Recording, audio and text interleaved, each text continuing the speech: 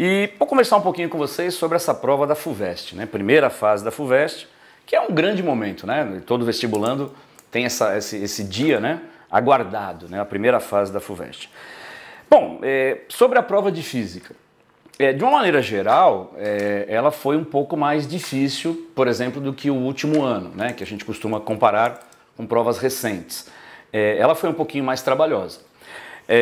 Ela teve até um número maior de questões, né, em relação ao ano passado, e o aumento não foi só esse, né?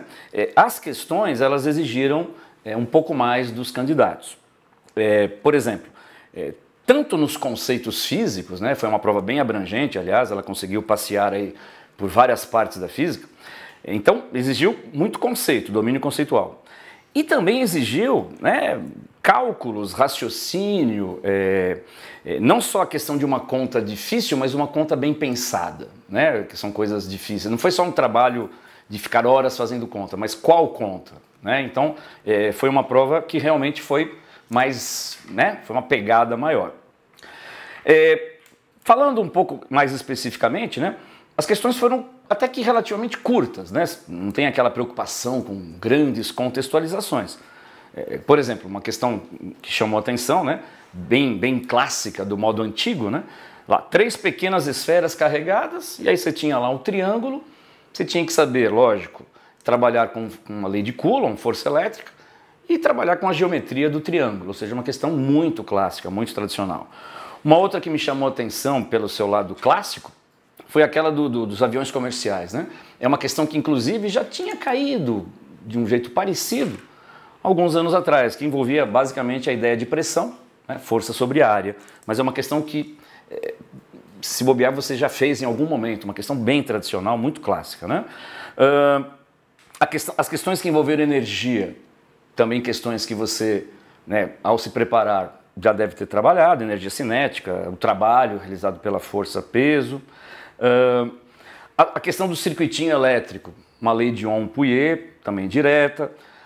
Uma super clássica, né? Você mistura água numa garrafa térmica com gelo e aí ele pede para saber o resultado final, se derreteu todo o gelo ou não, uma questão também muito, muito tradicional.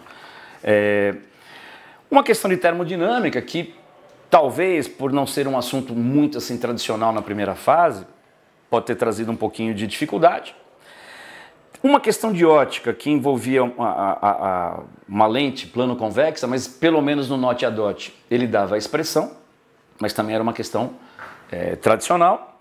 E outra também que chamou muita atenção foi aquela do chuveiro, né? Que você reduzia do inverno da chave do verão para o inverno, né? E aí você tinha um aumento na temperatura da água e também uma questão que envolvia situações clássicas e tal.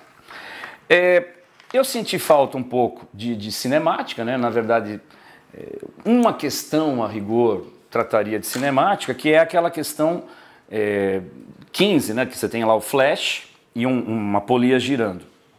Aliás, essa questão deve ter causado a vocês um pouco de espanto, né? Porque quando você faz a questão, lá na prova, né? Você não tem o gabarito, aliás, seria legal se tivesse.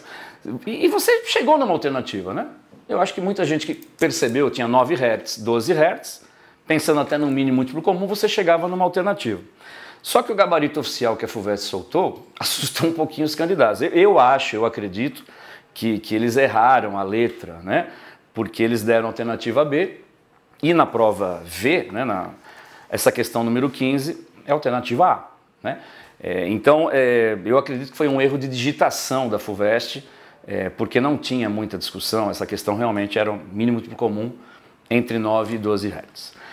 E por último, acho que a questão talvez mais difícil, envolvendo conceitos de física, também misturados com geografia, foi aquela questão número 12, que você tinha lá uma subida numa montanha.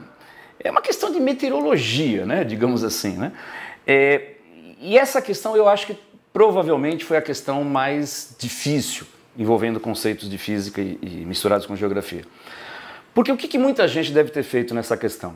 Deve ter imaginado que a subida da montanha caía necessariamente, né, 0 graus, era 0,6 graus Celsius, E na descida da montanha, 1 grau Celsius, que era o raciocínio mais tradicional. Só que tinha um momento muito importante, que aliás mostra a importância do NOT a DOT, né?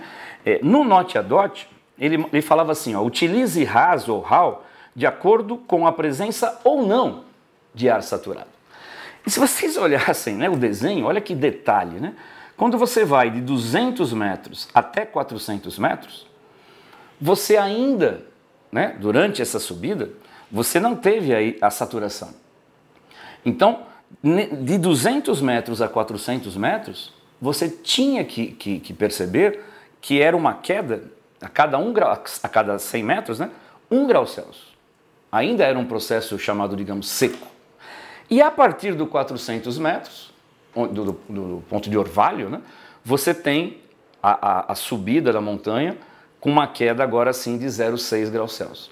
Então, provavelmente quem errou essa questão fez a subida só com uma queda e a descida só com outra. Mas o detalhe da questão é que de 200 metros a 400 metros você tinha uma queda de temperatura e a partir do 400 um outro processo, né? O RAS e depois o RAW. Então acho que deve ter sido uma das questões mais complexas da prova. Mas, de maneira geral, uma prova difícil, né? Trabalhosa, uma prova que exigiu muito dos candidatos. Provavelmente assim, um candidato muito bem preparado, mesmo assim teve um pouco de dificuldade para resolver as 12, 13 questões de física dessa prova. Bom, o importante tem muita prova pela frente ainda, né? Então, a ideia é continuar se esforçando e trabalhando. Então, continue estudando, né? Fique firme aí na briga aí, tem muita coisa pela frente. Até uma próxima, gente. Tchau, tchau.